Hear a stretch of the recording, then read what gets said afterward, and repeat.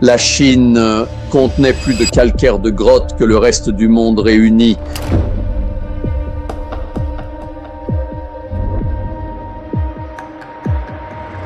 Dans le sud de la Chine, des scientifiques ont découvert plusieurs gouffres cachés au cœur des montagnes. Tout a commencé par un balayage radar, un vide à presque 200 mètres de profondeur, l'équivalent d'une chute de 60 étages, dissimulé sous le calcaire. La rivière, large d'environ 100 mètres et très rapide, atteint près de 80 mètres de haut, rendant la zone inaccessible. Quand l'équipe a enfin atteint le fond, elle n'a pas trouvé le vide, mais une véritable forêt, prospérant là où la lumière du soleil n'arrive qu'en fin filet.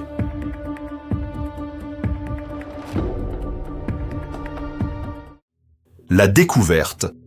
Au printemps 2022, une équipe de l'Institut de géologie du Karst, rattachée au Bureau géologique de Chine, est partie cartographier de nouvelles formations dans la région autonome Zhuang du Guangxi.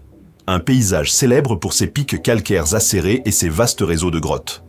Grâce à des données satellites et à la cartographie de surface, les chercheurs ont repéré une dépression près du village de Pinghe, dans le comté de Lehye, qui semblait plus grande que tout ce qui avait été documenté auparavant dans la région. Ce qu'ils ont trouvé n'était pas simplement une dépression, c'était un Tiankeng, littéralement un puits céleste. Mesurant plus de 300 mètres de long, 150 mètres de large et près de 200 mètres de profondeur, il était assez vaste pour engloutir tout un pâté de gratte-ciel. Depuis la surface, les bords plongeaient dans l'obscurité, si profond que la canopée en dessous apparaissait comme une masse d'ombre et de verre. L'équipe était dirigée par le spéléologue vétéran Zhang Yuanhai, qui avait exploré de nombreuses merveilles karstiques de Chine. Mais même lui a reconnu que l'ampleur de cette formation était hors du commun. Pour lui, ce n'était pas un accident géologique, c'était une cathédrale naturelle sculptée par le temps. Équipée de drones et de matériel d'escalade, l'équipe s'est préparée à descendre. Peu d'endroits sur Terre sont aussi imprévisibles qu'un karst actif, là où le sol peut se dérober, où l'air se raréfie et où un seul faux pas peut entraîner l'effondrement. Pourtant, pour ces explorateurs, le risque en valait la peine. Ce qui les attendait en bas promettait de bouleverser ce que les scientifiques pensaient savoir sur les écosystèmes cachés de la Terre. Descente dans l'inconnu. Depuis le rebord, le gouffre ressemblait à la fin du monde. Une brume dense remontait en spirale, engloutissant la lumière.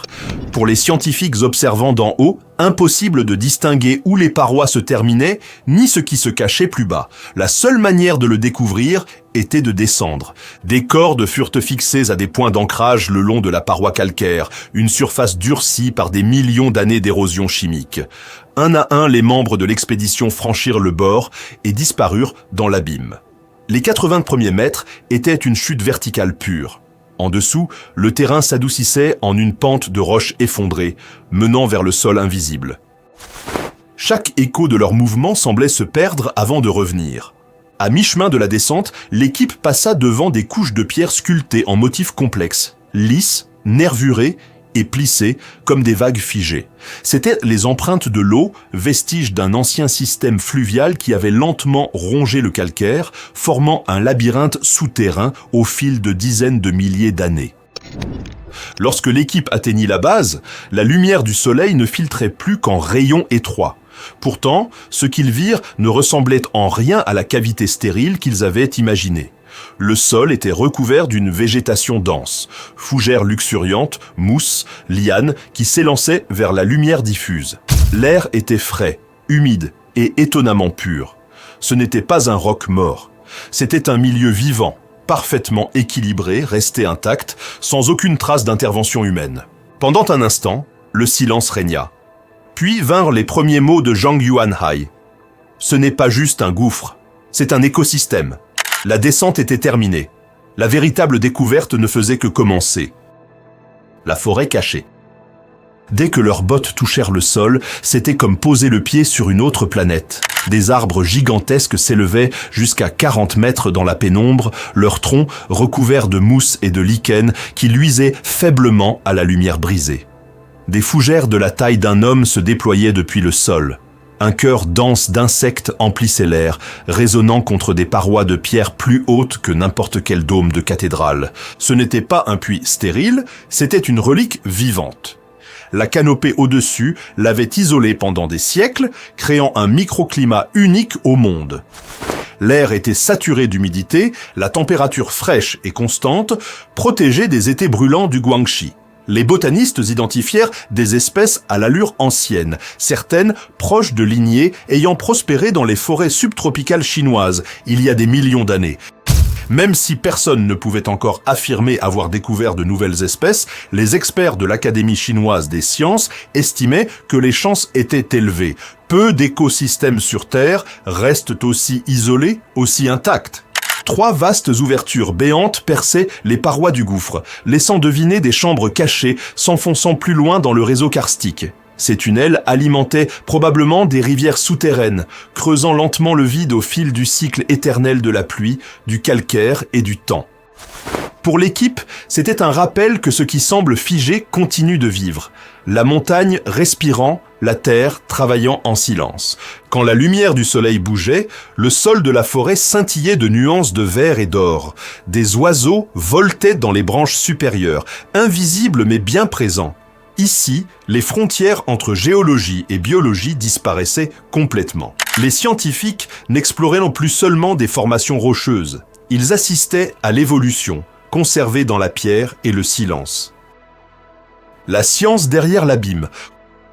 Comprendre comment une cavité aussi gigantesque s'est formée nécessite de remonter une histoire écrite non pas en siècles, mais en ères. La région du Guangxi, dans le sud de la Chine, repose sur l'un des paysages karstiques les plus vastes de la planète. Un terrain façonné par le dialogue incessant de l'eau avec la pierre. Ici, l'eau de pluie absorbe le dioxyde de carbone présent dans l'air et le sol, devenant légèrement acide. Sur des millions d'années, cette acidité modérée ronge le calcaire en dessous, sculptant des cavernes, des tunnels et des vides. Finalement, lorsque ces chambres souterraines deviennent trop larges pour soutenir la roche située au-dessus, le plafond s'effondre et un Tiankeng ou puits céleste voit le jour.